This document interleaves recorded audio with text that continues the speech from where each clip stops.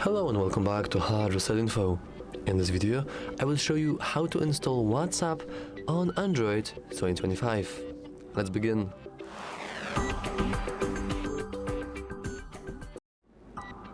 The very first way to download WhatsApp is to simply go to the Play Store, head into search, and start typing WhatsApp.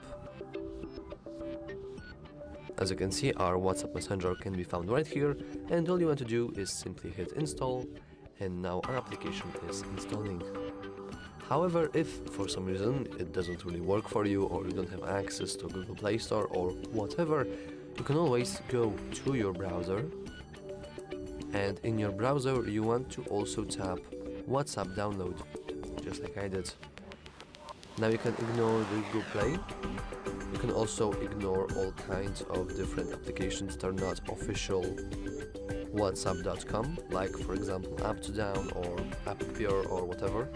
You want to head to official whatsapp.com application, and in here we do have a link to get it on Google Play, but we can always download WhatsApp directly.